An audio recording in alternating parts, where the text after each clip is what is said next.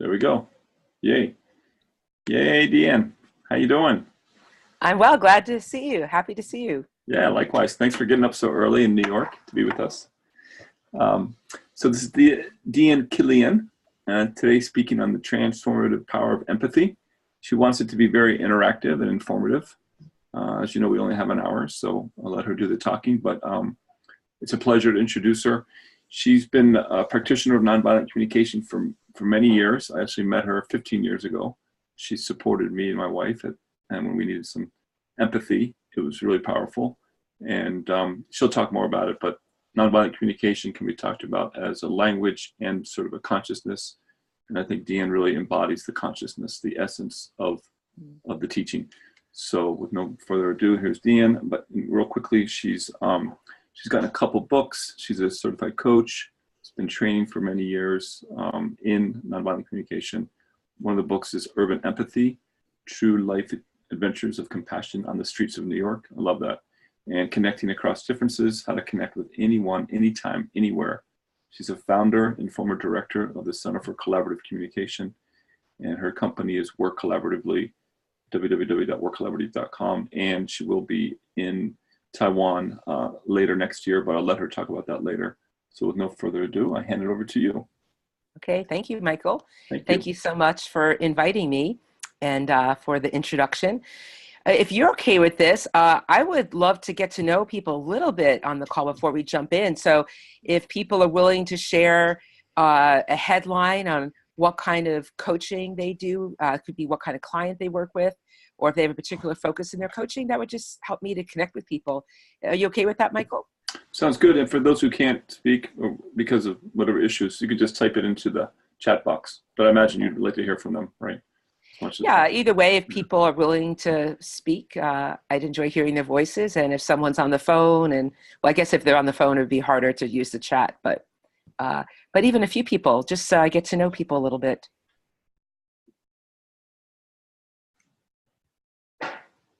I see. Sure, I can start. Hi. Hi, this is Carolyn. I'm based in Tokyo. I am an internal talent development professional. I work for an American company. You probably know I work for Bloomberg. So New York based, have a lot of experience with New Yorkers. And so I do coaching as part of my role.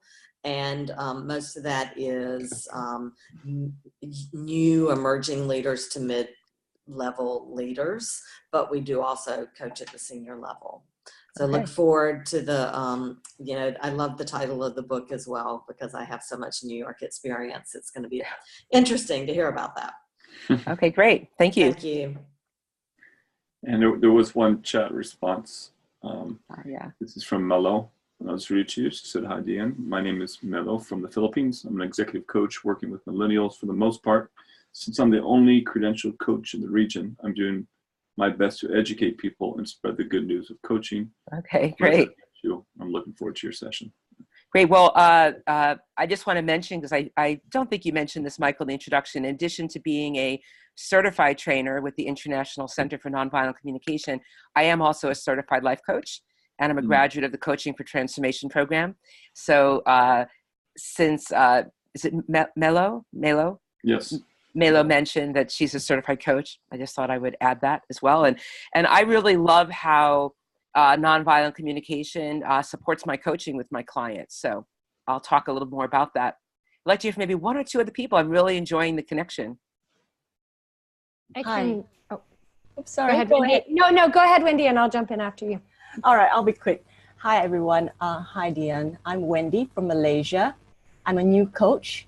I basically focus on leadership and leadership, especially for people transitioning from individual contributors to managers and so on and so forth. So I'm really looking forward to knowing more about what you're going to share with us. So, yep. Thank you very much. Thank you. Over to you.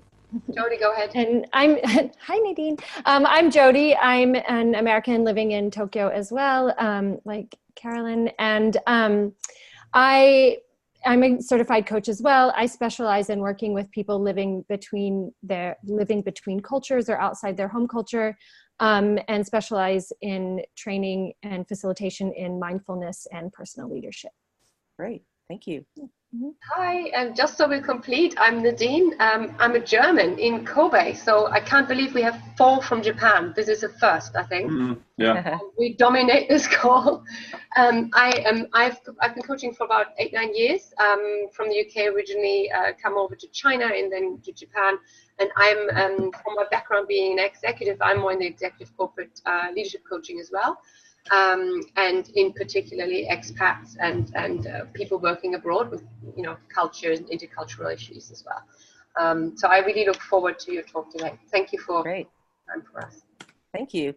Well, I really enjoyed the introductions because, of course, there's a lot we could cover in an hour, and hearing what your interests are and backgrounds, it just helps me to think about how we might focus our time together. I have one other question. You could just do this with a show of hands. How many of you have heard about nonviolent communication before? And by the way, I prefer to call it collaborative communication, and I'll talk more about that in a second, but I'm just wondering how many of you have heard about nonviolent communication before? It's a process developed by Marshall Rosenberg, who is a psychologist. I see you nodding. Okay. All right. Well, I know Michael has. So a few people. Okay. Well, I don't know how much you studied it before. I'm hoping in the hour that we have, you'll deepen your knowledge. And for those people who are new, you'll get a taste of it. And I just want to say, for me, nonviolent communication, I mentioned a moment ago, I like to call it collaborative communication.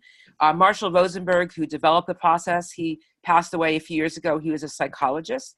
He was very influenced by Carl Rogers, Rogerian psychology. So if you've done any reading in Carl Rogers' work, you would probably see the connections in nonviolent communication.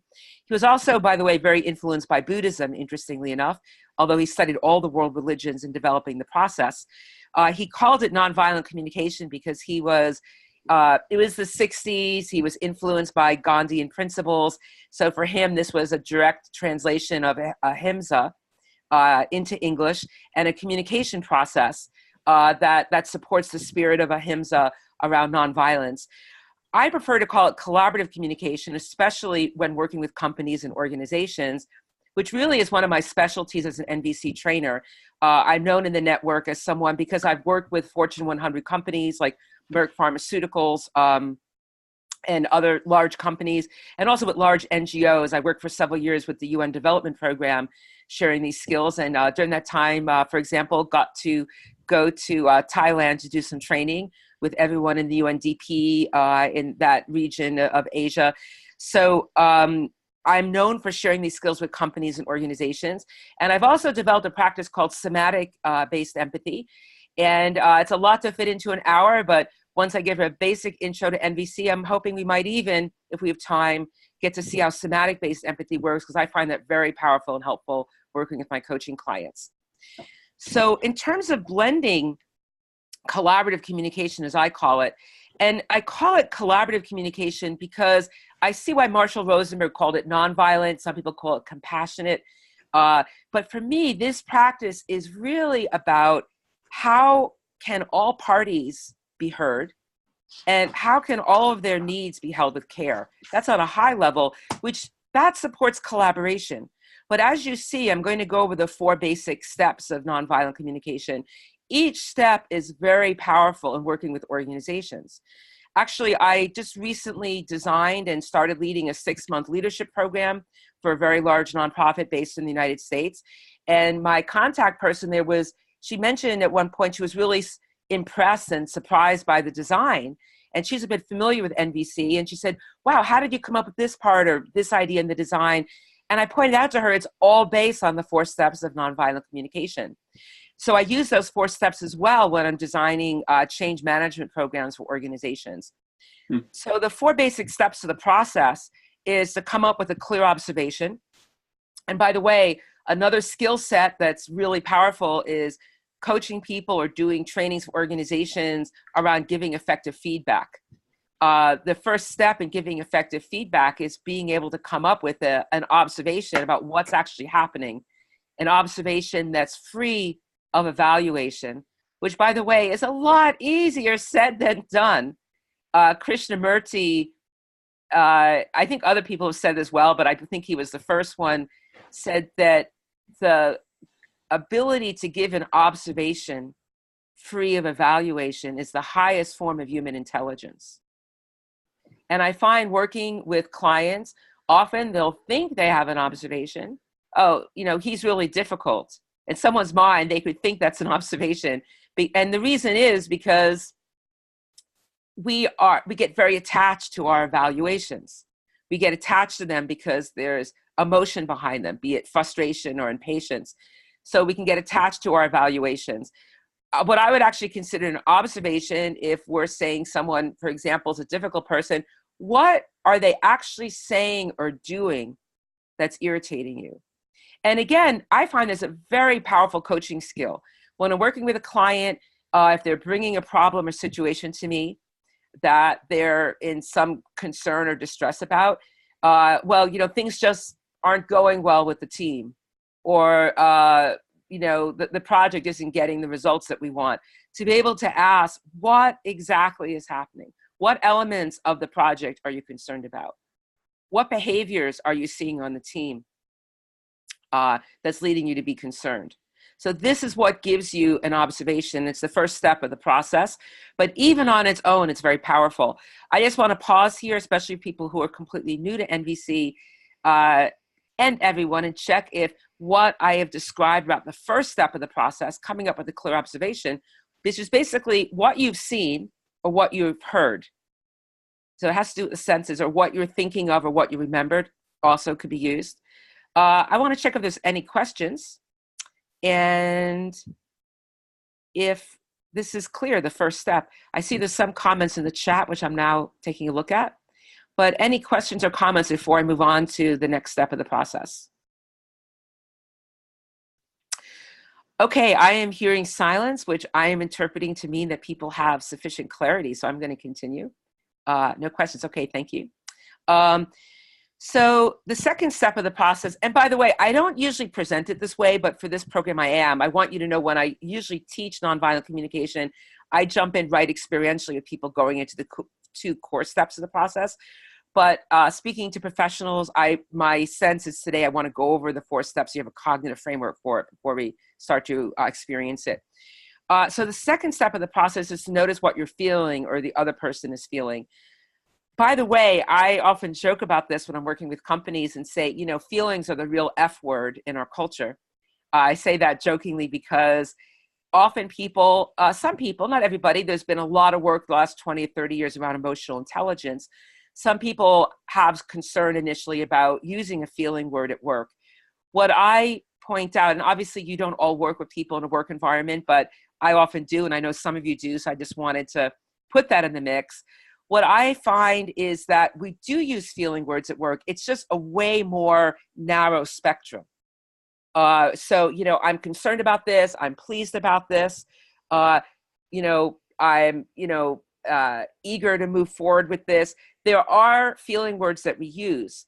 What I find is if you can use a feeling word when you're actually discussing a situation with someone, it's almost magnetic because we are naturally empathic. We are hardwired as mammals, as social creatures, to desire connection with other human beings. Just listen to this contrast, for example. Well, you know, this report is just not sufficient. It's, you know, we could go on about that, but just as a simple evaluation, yeah, it's not sufficient. It's not what I asked for. Okay, that's delivering a message. Hear the difference between, you know, I've read this report and I have a few questions and concerns. I'm concerned about a few areas in particular. I don't know if you can notice a difference, but already simply hearing concerned rather, this report is not what I wanted or not what I expected. 2 things. Well, actually, let me ask you before I give you my opinion, because obviously I like this process. How is it different to hear this report's not satisfactory and I have a few concerns I'd like to talk with you about? What's the difference between those? What's the difference in hearing a feeling word in the second example? I hope Michael warned you. I do like to lead interactive programs. I think they're more engaging. And then it helps me to see if I'm making concepts clear. Do you hear a difference? Hey, maybe it's just me. Can you repeat it one more time, the 2 different ones? Sure. This report's not satisfactory. And I have a few concerns. I've read the report, which by the way would be the observation. I've read the report. I'm concerned about a few points that I'd like some clarity around. So I'm wondering if we could talk for a few minutes about it. So the feeling there is I'm concerned about a few points. And then the need, by the way, which we're going to go into next, is clarity. So I'm concerned about a few points I'd like clarity around. There are some responses in the chat room, if you want to read. Great, thank you. Yes, there was a judgment in the statement. So the first one, this report is not satisfactory, is clearly a judgment. So I don't know if all of you notice this. What happens when you hear a judgment? I find my body starts to shut down. I'm going to bring in somatics, even if we don't get to do the full somatic-based empathy by the end of the hour. But this report's not satisfactory. I don't know if anyone notices my body. Well, I don't know if you can notice what's going on in your body. I notice in my body, I start to restrict. There's some kind of apprehension or anxiety that comes up for me. So yeah, and I love someone else putting here, fact versus care. So I love that point as well. When we hear concern does have care in it. And it gets people's attention, in my experience, in a different way. This report's not satisfactory. I start to close up, I retract. I have a few concerns. Okay, I still have a little bit of anxiety, especially if it's coming from my boss. I don't want to forget about power differentials in communication. So if that's coming from my boss or someone who's in a superior, higher position, of course, there'll be some anxiety hearing they have concerns. It's a way different response I find internally from this is not satisfactory to I have a few concerns I'd like clarity around. So I find it's connecting. When people hear a feeling, they're more engaged. And it's easier for them to hear a feeling word than an evaluation. Now, in the example I gave, I already moved into the third step of the process, which is really, in my opinion, what makes this process unique and is the powerhouse of this process of collaborative communication, which is identifying a core value or need that matters to the person. So in my example, I was speaking and I said, I've read the report. I'm concerned about a few points I'd like clarity around. I'm wondering if we could take a few minutes to talk about it. The need that I have is clarity. Now, again, I'm going to ask you to try this on. If I just said, I read the report and I'm concerned, and stop. Now try on, I've read the report and I'm concerned about a few things that I'd like clarity around. How is it different to hear the need? I saw Michael shake his head. And again, I invite you to check in with your body. Because I really believe our bodies are, I know other people said, I hope it doesn't sound like a cliche, but are our greatest teachers, especially in Western culture, which in my opinion and concern has become somewhat international to a great extent. I said somewhat, then great extent, to a great extent. In Western culture, I think we're definitely in our heads a lot of the time. We don't pay attention to what's going on with our bodies. And our bodies communicate to us via sensation. So try it on again for a second. I'm going to give the two examples. I've read the report and I'm concerned. Or even I read the report and I'm concerned about a few things, even if we end there. And I read the report, I'm concerned about a few things that I'd like clarity around. How is it different adding the word clarity, the need? Michael, are you willing to speak to this? Because I see you nodding, so sounds like it's resonating with you. Well, it seemed like in the second time you stated it, the focus was really about you wanting clarity as opposed to the concern. And yes. And if you just stop it at the concern, I kind of cringe a little bit because I'm thinking, even though you're expressing your feeling word, like there's something that I did to cause that concern. Yeah. So it's like, this person's concerned, again, especially if it's my boss. What does that mean? By the way, if you'd be willing to help me with this, Michael, I'm noticing I'm struggling a little bit I want to read the chats. And so if you're willing to read them for me and then let me know if there's some you'd like to share, that would really. They're coming in faster than usual. So usually it's not so much, but this is great. So answering your question, this is personally, it makes the conversation easier to have as the objective is clearer rather than expecting the worst out of a particular conversation. Wow. Yes, thank you. That is the power of identifying the core need. The other thing is Marshall Rosenberg developed this process decades before positive psychology became a thing. And NVC, or nonviolent communication, collaborative communication, is so consistent with positive psychology, because what we're basically doing is taking what could be a judgment, or actually is a judgment, and listening for the positive intent. Yeah. So, if we have, again, our original judgment, this report isn't satisfactory, well, that doesn't give us much information, first of all. What's not satisfactory about it? Hearing that you have concern, or you're a little confused, wanting clarity, that helps me know what you're wanting more information around. But it also tells us the positive intent. Where do you want to go? I want to head in the direction of clarity. I want to head in the direction of shared reality, shared understanding. Now, the other thing is, I want to try this on for a second. I'm going to just give you some core needs that we consider universal values.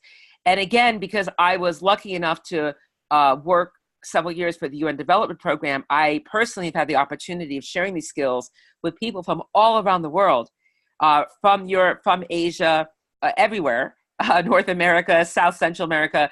And so I have personally got to experience that these qualities are universal. I believe that they were, but having an opportunity to work with people from the UN from all over the world, I've gotten to see this firsthand. But I want, rather than believing me, I want you to listen to your own body and see. So here's some universal qualities. Well, Dian, before you go there was a couple other messages. Sure. Great. From Go ahead. Nadine. She said, open versus closed way of communication. I'd like some clarity around, that quote, is keeping the communication channel open, my internal willingness to engage. Yes, thank you. Yeah, and I so appreciate that point, keeping the communication channels open and being willing to engage. One thing I want to point out is it's on both sides, because we're going to do this little exercise now with needs, and I think you'll see what I mean, that when you connect with your needs, you are more open, and the other person is more open. So I often ask people, when do you think you're going to have the better conversation? So if you can't tell, by the way, one of the things I specialize in as a coach is coaching people around effective communication, and also coaching managers about working effectively with their teams. Let's try this. The other comment real quick from Jody says, clarity really gets to the heart of collaborative. And then there's one more now. It said, I really felt relief when I heard the need spoken. Yes, thank you. So I think everyone is already experiencing what I'm talking about. And relief is palpable. It's physical. Our feelings, our emotions are so connected to what's going on in our bodies. And what I find interesting is, because, in my opinion, many of us are disconnected from our bodies. We're in our heads. I know before I learned nonviolent communication, I definitely was. I'm still working on it. It's a lifelong process. But, I make a joke about it. I have a PhD in critical and narrative theory and cultural studies. So my dissertation concerned making use of philosophers like Foucault and Derrida and Bakhtinian dialogic, theory, very heady stuff. So I think most of us are in our heads. I was really in my head. So learning these skills have been powerful for me. And that's one reason I'm so excited about sharing them with people. But back to that felt sense experience, here are some other core values. And I'm going to choose some that might especially come up in a work environment. Communication, effectiveness, efficiency, shared reality, collaboration, community, contribution, meaning, sustainability, choice, autonomy, creativity. I want you to take a moment and check in with your body. What do you notice going on in your body right now, hearing these needs? And I'll throw some in that, other ones too, that might not be so work related, like hopefully they are, maybe harmony, ease, peace, trust. Trust is a huge work need, by the way. I'll tell you, when I'm working with teams and there's some issue going on with communication, with siloing, with teamwork, I got to tell you, at 99.9% of the time, trust is involved, and there's been some erosion of trust. So I want to ask you again, what do you notice going on in your body when you hear some of these core values? And I'd love if anyone's willing to speak. And I also appreciate Michael's support with the chat, but I'd love to hear someone's voice if you're willing to share. What do you notice in your body?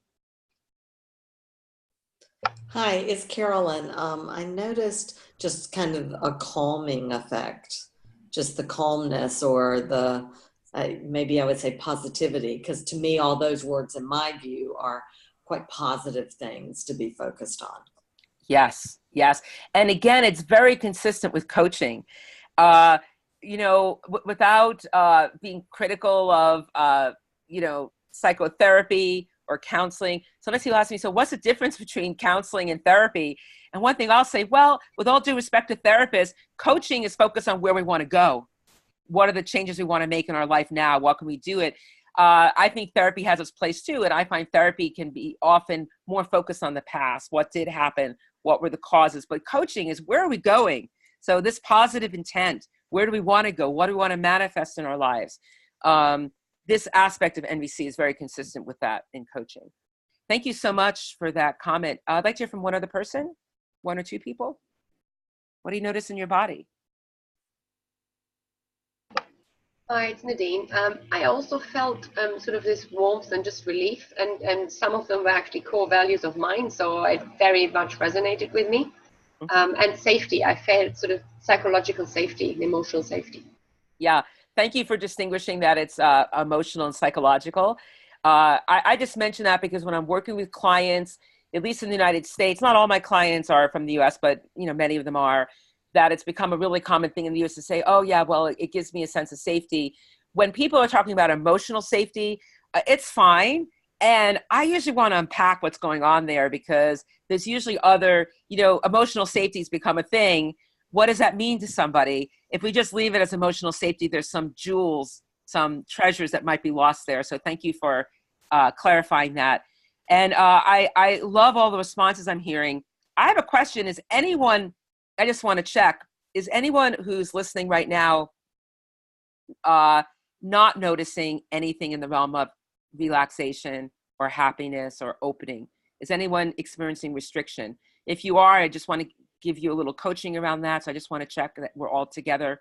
Not that we have to be together, but more I want to support you in this working effectively for you. Anyone noticing restriction rather than openness, hearing these qualities? Okay, well, I want to give you a tip there. The reason I ask that is most people, and I do this exercise very often in my trainings, 99% people are going to experience openness and relaxation. The people that I find consistently, if they have a different reaction than that, it's because they have flipped back into the negative thinking.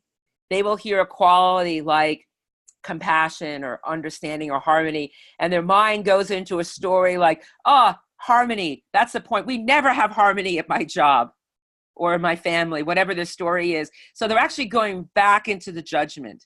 If you go back into the judgment, your body's going to start to restrict again. So what's important with this process is to be with these universal qualities as met, as fully experienced. So if someone goes back into that negative, the judgment, the story, I'll ask them, okay, think of a moment where you did experience harmony in your life. Clearly, it means something to you. So you must have experienced before. It's a felt experience. Think of any time. If they're saying their family lacks harmony or their job lacks harmony, it could be a completely different situation. Think of a moment, remember a moment where you experienced harmony. And you can tell, it's really fascinating when I do this in person with people. There could be 30 people in the room, more. Sometimes I do an intro here at the New York Open Center. There's 100 people in the room. And when people connect with those needs, you can see their bodies shifting. People start to smile, their shoulders drop. I can hear people starting to breathe again. So our whole fiber, our whole ecosystem as a living being relaxes and opens up when we hear these needs. I'm wondering if anyone has, by the way, Michael, is there anything else in the chat that is like to share? And I'm wondering, while Michael's checking the chat, I appreciate again that support, Michael, if anyone has an idea, why do you imagine our bodies relax when we connect with these qualities? And by the way, I want to point out they are all abstract nouns. They're all abstract qualities. It's the key distinction for this step of the process, by the way, is it's free of strategy. It's very important. So there's a big difference between, I notice I'm really longing for some quiet, some rest and some quiet for a few minutes. And I need you to be quiet. I need you to be quiet. It's a strategy. So it's very important. I just want to check. I'll pause. Anything else in the chat, Michael? Yeah, just in response to your last question about do you feel anything different when you focus on the needs, and Mello said, I resonate with the others as well with the positive feelings. Okay. Yeah. Yeah, I'm not sure. Mello, can you say a little more about that? Because when you say you resonate with others, I think what you mean is that when you hear a positive feeling like I'm happy, I'm pleased, I'm excited, with those feelings, you also notice your body opening up? Is that what you mean? Or you feel relaxed?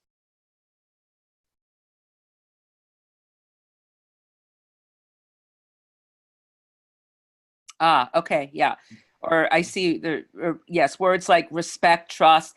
Yeah, those are all also core values. We can call them values or needs. Marshall called them needs.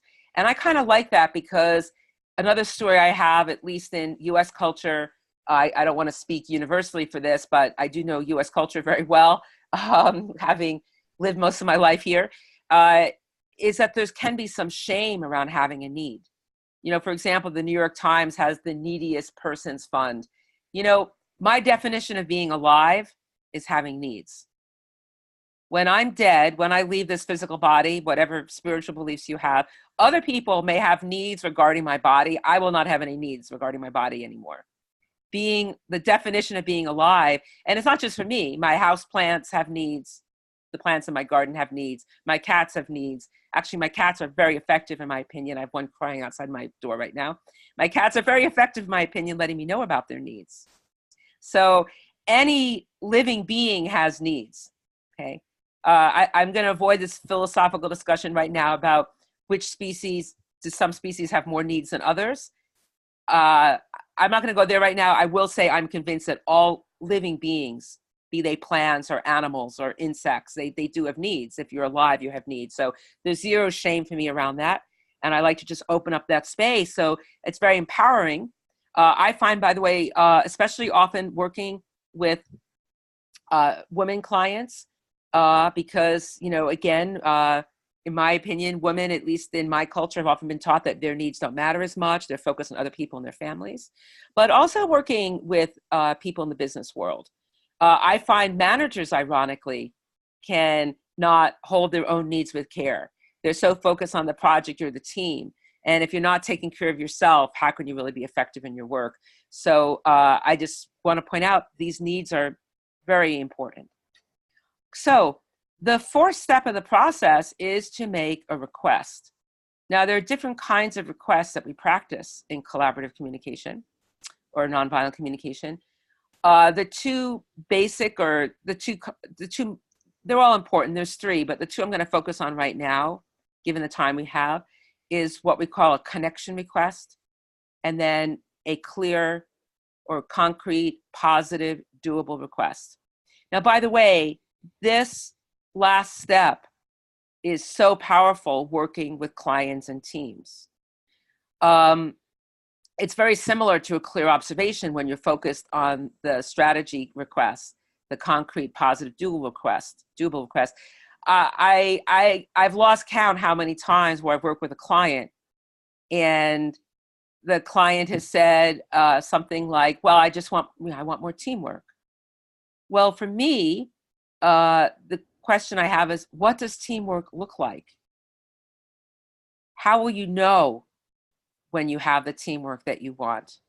Now, this may seem an obvious question for you also as a coach, because again, I consider this very consistent with coaching. And having this roadmap as an NVC trainer really helps me when I'm coaching a client or working with a team, that once we've gotten clear about the needs. Marshall Rosenberg said, by the way, hearing someone needs without a request is a form of hell, which is interesting because like when we hear a need, our systems usually relax, we feel open. And again, I think that's when we're going to have the more effective conversation.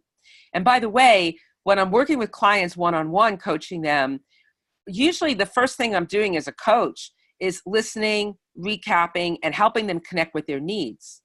Because this is another thing that's very powerful and consistent with coaching in my view, that I'm not really there as a coach to give them solutions.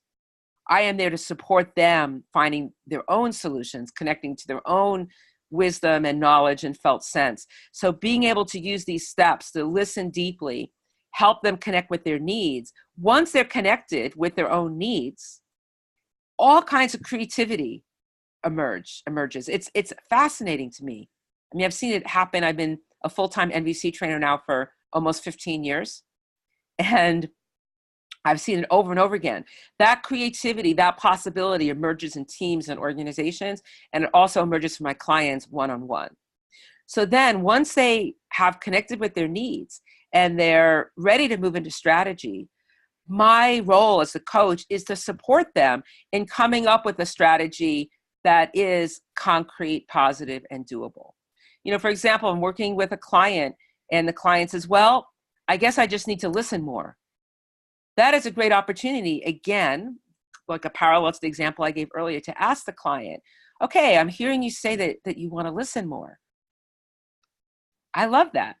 I can totally get why that's something that you value based on what you shared with me, what's going on, whether it's at home or in their company, where they already gave me the context. That's what we spent the first part of the call talking about. So what does that look like for you? How will you know that you're listening in the way that you want to be listening? And then I can support them in making that concrete. They might say the first round, well, I'll get the answer right. Or, I mean, I'm not actually really enjoying that as an example. Well, I'll have less conflict. Okay. And I'll say, okay, what does it look like to have less conflict?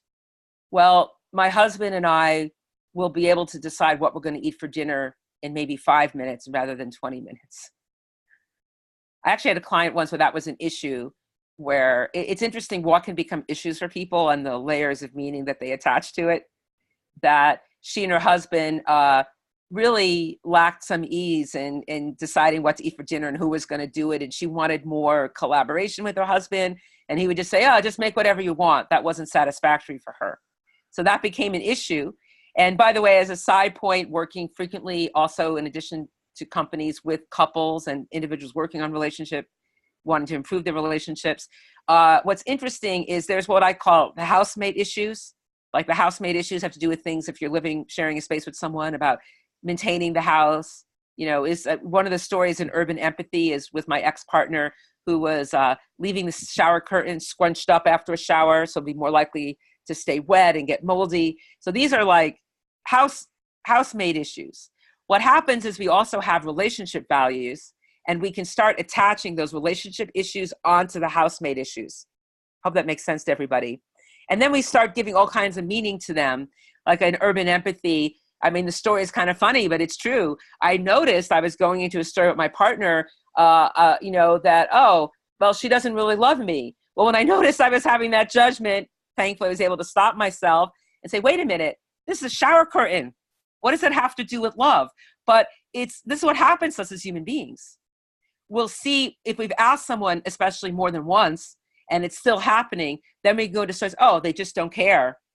Oh, they just don't love me. It's like, it's a shower curtain, but we can start attaching those relationship values on top of the housemate issues. So I like to untangle those when I'm working with people.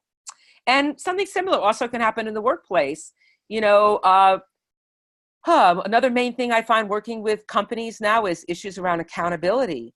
Even something simple like getting someone to reply to an email that you sent. So, you know, and that can go into a story too. Well, you know, I don't know, I guess I just don't have a good working relationship with this person, or you know, the judgments can take a range, or this person just isn't on top of their job. Well, then we go back to the observation. What's actually happening? Well, I've emailed them 5 times about this project and I haven't heard a response. So I hope you're hearing that observation is very different than the judgment. But again, making use of these 4 steps, observation, feeling, need, request, we can then move from what's happening, connecting with, well, okay, I can understand why that'd be frustrating and disappointing. You're wanting some flow of communication. You're wanting responsiveness. You're wanting support so you can move this project to the next step. And this person has information that you need to move this forward. Connecting with those needs and the frustration and what's happening. What's a request? Well, it's fascinating for me, by the way, how often when you support a client in going through those first 3 steps, the observation, feeling, and need, that they again organically go into request. Well, I guess it's time for me to walk over to his cubicle, which by the way, might only be 10 feet away, and ask him if he's gotten the email. I mean, it's not rocket science, but it's fascinating to me that while we are stuck onto the judgment that the other person doesn't care, they're just not on top of their job, whatever our story is, as long as we're stuck on the judgment, that gets in the way of us finding a solution, which often is quite simple. I want to tell another brief story about this. In my book, Connecting Across Differences, there's a chapter on self-empathy, which in a work setting I call self-management. Often managers, when they say to me, I want to manage my team more effectively, I'll say to them, great. How are you managing yourself? I always like to start there with managers. But in Connecting Across Differences, in the chapter on self-empathy, I talk about how I got my greatest opportunity to develop my self-empathy skills riding my bicycle in New York City. Because I'm not saying I don't get triggered now, but I've had years of practice working on this, so it's definitely gotten more easeful for me. But this was about 15, 16 years ago when I first started, no, probably a little longer now, 18 years ago, I first started learning nonviolent communication. And I'd be riding my bicycle, something would happen on the road that would be upsetting for me. Actually, usually in my mind that endangered my physical safety. There's nothing like thinking that you almost got killed to get triggered, by the way.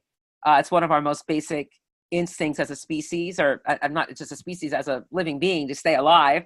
So I would get triggered, and it gave me a big opportunity to practice self-empathy. And it was really fascinating to me to notice how quickly my judgments would escalate. And by the way, just coming back to an observation is very powerful there. So to give you that example, I'd be riding my bike and someone would open their car door in my path. Or someone would take a right turn in front of me without using their indicator and turn with maybe 4 feet between me and the car. So I would have liked more space so that I could have braked or, had a little more safety. But the point is, the trigger, the actual observation would be something as simple as someone opened their car door. That's the observation. Where did my mind go in terms of judgment? It's fascinating to me. When I started to pay attention to my judgments, I was going into stories like, no one cares about anybody in the city of New York. I'm born in New York City. I know that is not true, but that's where my mind was going. No one cares about the environment. We're in trouble. The planet's ending. All this from a car door opening. Now, it may sound ridiculous, and I want to challenge you. The next time you're triggered, see if you can step back and notice your thought process. I will bet that it very quickly escalates. What we do as human beings is we very quickly, what we do when we go into judgment is we generalize. An observation is very specific. Someone opened a car door. Someone took a right turn without using their indicator. That is very specific. When we go into judgment, we're going into generalizations. Oh, well, no one ever pays attention in New York. Drivers are just self-interested. They just don't care about cyclists. That's a generalization. That's a judgment. I think I just shared a lot of information. So I want to pause and see if there are any questions. This is to support people to integrate and check in with yourself. If what I've said has clarity for you, if it's connecting for you. Hi, this is Carolyn again. Just maybe an observation and a question. A couple of years ago, I did a workshop from the New York Peace Institute, which is mediation. I don't know if you're familiar with their work, and there seemed to be a lot of crossover, a lot of the same concepts. Yes, well, what's happening is, which in one way is great. Of course, I would prefer that people would recognize nonviolent communication. But what's happening is more and more other practices are borrowing. I mean, just be fair and have accuracy here. Everyone is standing on everyone else's shoulders, right? So I would say almost every aspect of nonviolent communication, Marshall integrated from working with Carl Rogers and other people. What's really unique about this process is the needs. That is a unique contribution. Now, in my opinion, having studied alternatives to violence, having this is my area of specialty. So I'm not saying I've read every single book in this area, but like Crucial Conversations. What's interesting is I recently learned about imago therapy. Imago, if anyone's familiar with imago, is really focused on recapping, which is the first step of nonviolent communication. So there's definitely overlap. What I find increasingly is I'll read a book, I was just reading one on attachment theory, which is a big thing now. And I found that interesting to work with my clients who are working on relationship issues, including at work, by the way. It can come up at work as well, though more in intimate relationships. And they had a whole back section on communication. And it was basically nonviolent communication. And I didn't see any recognition of NVC, which was, disappointing for me. I think the disappointment is well, first of all, I value recognition and honoring other people's contributions. In this case, Marshall developing this process. Also, I want people to have the full richness of this experience. And if someone is finding aspects of this, especially the needs, but also I want to say, I think Marshall putting the request aspects together is fairly unique. And the way he's put the whole thing together. So I think there's real value if someone is sharing aspects of nonviolent communication to name that it's NVC. So people want to further learn more, they can, and they know where to go. So, and by the way, I've given workshops there at the Peace Institute. So I know that they're familiar with I've more than once I've given workshops there. So I know they're familiar with NVC. So that's my response to that. And there's a comment in the chat box from Mello. She says, it's amazing how our brains go from 0 to 60 when it comes to judgments, yet takes so much effort to be mindful and go back to the basics of simply acknowledging the facts / observations. It's definitely a skill worth working on. Yeah, well, thank you for that comment. And it's interesting. I consider this process very rich. It is very broad application. It's very powerful working on my own processes, my own judgments, my own empowerment, and as a mindfulness practice. So it almost has a spiritual quality. Personally, I think anything that supports us in being in the present moment is a spiritual practice. I know that's kind of a broad statement, but I do think there's some accuracy to that. It's a communication practice and tool. And it's also, I would also, in my opinion, say it's a form of social change, because I believe that a lot of what's happening in the world is either exasperated or has its origin in these kinds of judgmental thinking that people have. And if we can take more responsibility, by the way, that's another aspect of this process that's very consistent with coaching. For me, coaching is empowering because we're supporting our clients in taking responsibility for their lives, responsibility for their choices, responsibility for their stories and their thoughts. So nonviolent communication is very consistent with that as well. It's responsibility is empowering, because as long as we're pointing the finger at the other person and saying, well, my boss just isn't supportive enough, he doesn't give clear directions, we are in effect giving our power away. So what choice do we have in that situation? Sometimes eventually it may involve leaving. The person may decide they want to look for another position. I've worked with couples before. Over 15 years it's happened, I would say a couple times, maybe 2 or 3 times, where the couple decided to break up. I do think they had a much more connected and positive breakup as a result of the coaching. But my point is that is an option sometimes, but there's usually many, many options before that. Where if someone is doing or saying something or not doing or saying something that's contributing to your happiness, what can you do? What act can you take? Because at the end of the day, it's my needs. It's your needs. What are we going to do to meet our needs or hold our needs with care? So, go ahead. On that note, I just wanted to mention as well, I think I came across something very similar. It's resonated a lot for me. 4 or 5 years ago, when my kids are very young, I have 2 girls, and that was PET. You aware of parent effectiveness training? Yes, yeah. Very similar. Very similar approach. And it's so intuitive, because how you talk to particularly small kids, right? To really break it down complete. I can see you're both yelling rather than saying, who did what. And right, that's the observation. Exactly, the observation. And then I feel very worried that you hit each other, hurt each other, whatever. And then you That's have the feeling. yeah, And they kind of have the need in there implied. I like to make it clear. And by the way, NVC works so well with young children also. It also works well with my cats, as an aside, since I'm a cat lover. One of the stories in Urban Empathy, I wish I had a copy handy, but I'm not sure if Michael mentioned, I don't think he did when he was introducing me. Urban Empathy is actually a cartoon book. It's all verbatim vignettes of me practicing nonviolent communication in different situations in New York City. And I don't have children, but one of them is where friends of mine, they have 2 young children, and the children are having a fight and having a conflict. And it was amazing to me, a 5-year-old, she got it like this, you know. But anyway, I interrupted you. I was inspired by your example because you were saying, I see you 2 hitting each other. I'm concerned someone might get hurt. That's really, you know, I'm concerned about safety. So it's implied, which is fine. That's kind of a colloquial way of practicing NVC. Sometimes I'll use that also, especially in a work environment. But there's a real power in my experience in stating the need. But that's my opinion as an NVC trainer. Now, does PET move on to a request? I'm guessing it does. Oh, can't hear you. I think you got muted.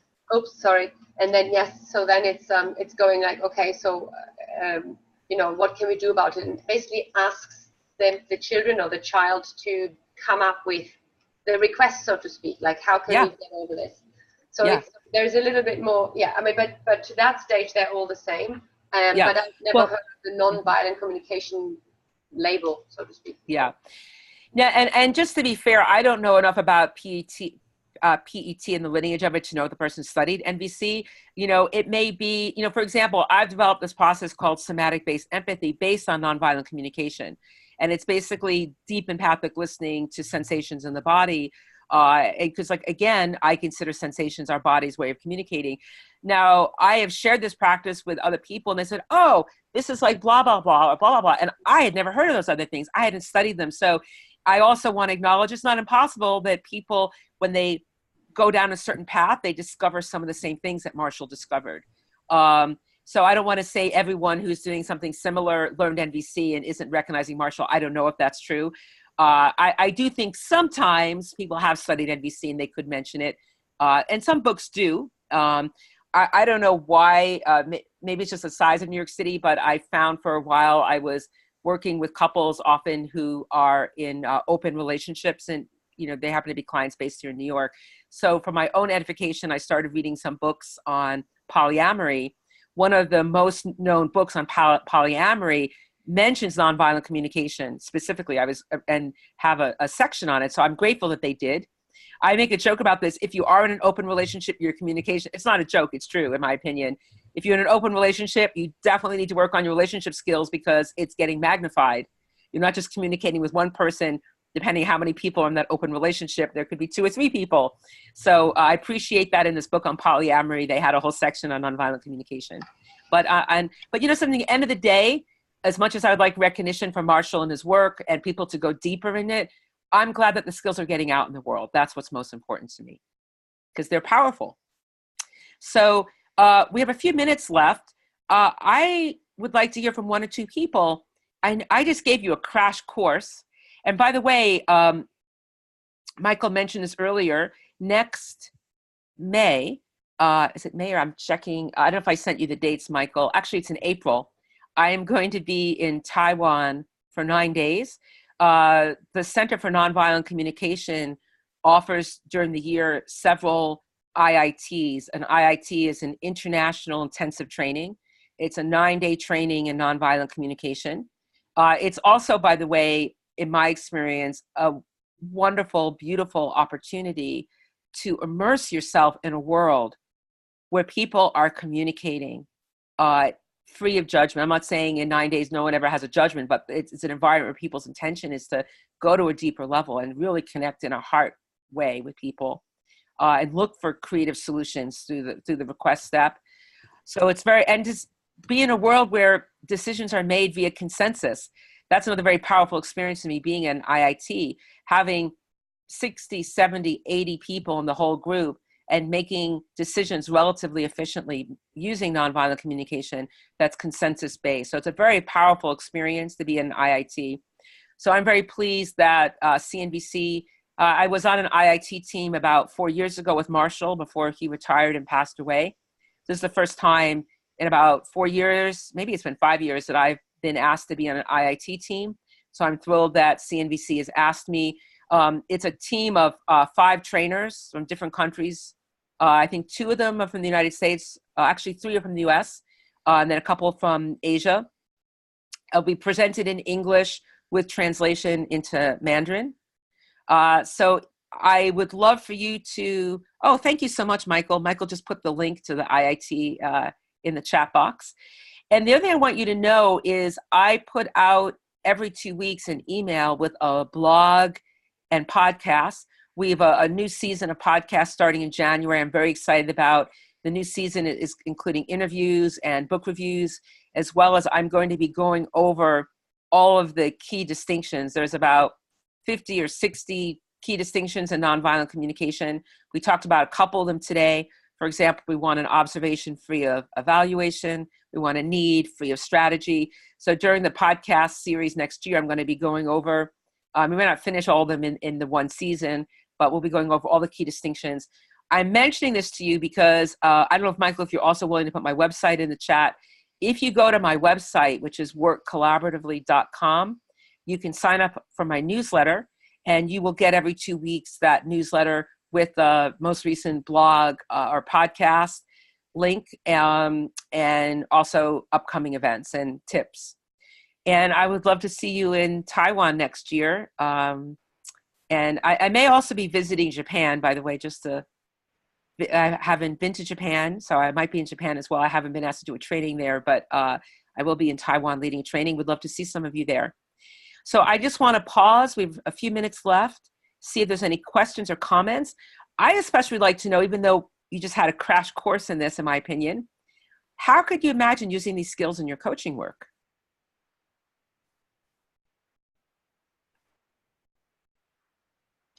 This is Jody.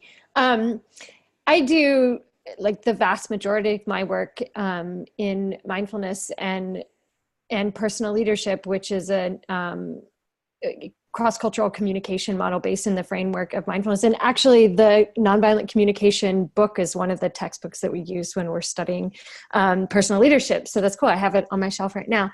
But one of the ways that I think that this integrates really well into the concept of mindfulness is the observation and the noticing. And this is what you said already, is just the ability to be present with what's actually happening versus the story that we're telling ourselves about what's actually happening, which is a super powerful aspect of coaching, because so much of coaching is being able to see clearly through the clutter that you create so that you can more strategically choose how to move forward. So I think it's really powerful for that. Thank you so much. By the way, I'm not sure you can see me, but I was nodding. Yes, I can see you. I don't have my video on, but I see you. Yes. Okay, great. Thank you. Yeah. Anyone else? How could you imagine? And by the way, I so resonate with your description of coaching and everything you said about we put so much energy into the stories. Man, like we can free up so much life energy. We could just, you know, and I don't have a judgment against judgments.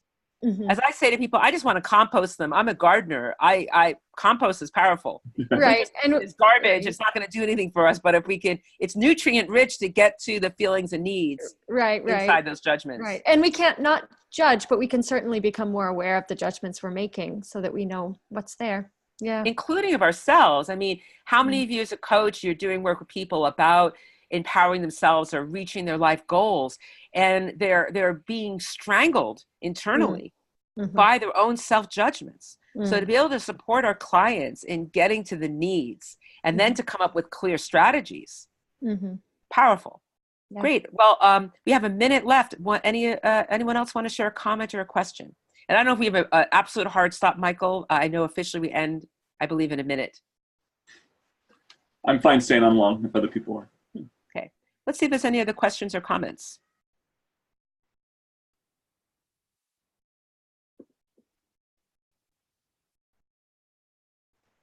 Okay. Well, I'm hearing silence. And so I'm interpreting that people feel complete. What I would appreciate out of connection, if you're okay with this, Michael, I'd love to do a quick go around and hear from each person one thing you're taking from the talk today that would contribute to my happiness and peace of mind, that this was a contribution.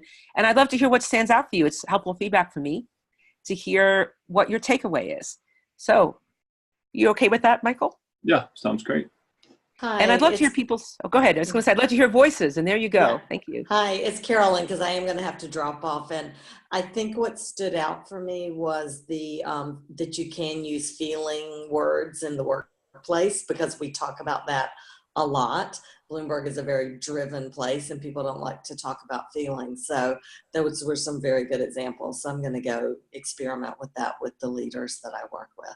So thank you very much. Very good takeaways for me. Great. Thank you.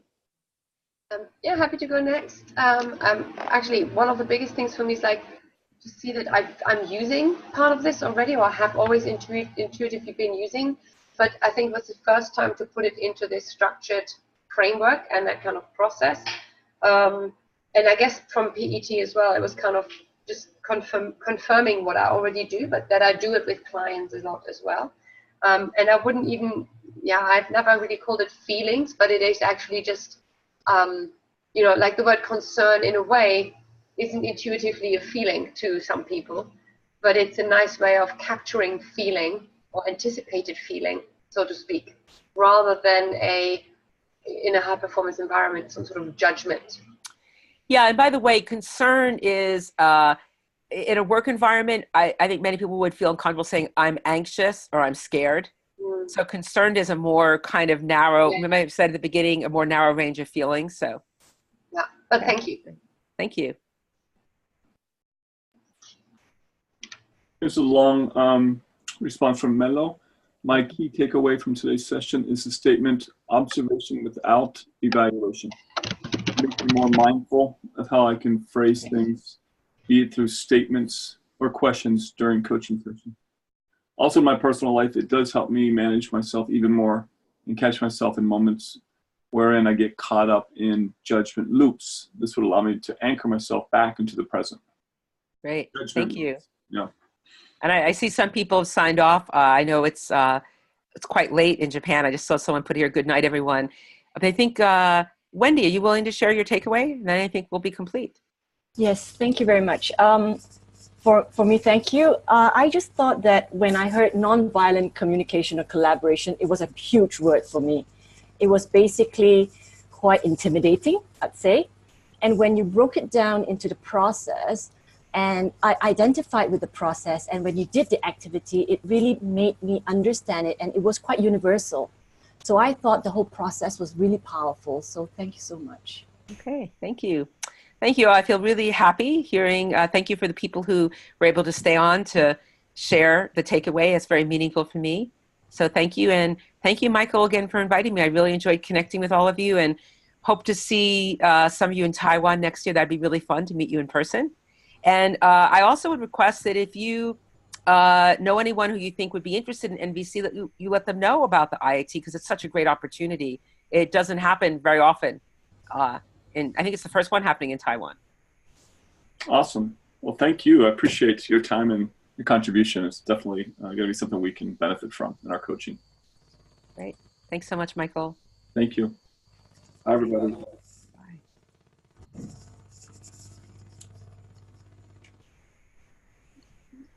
Let's stop.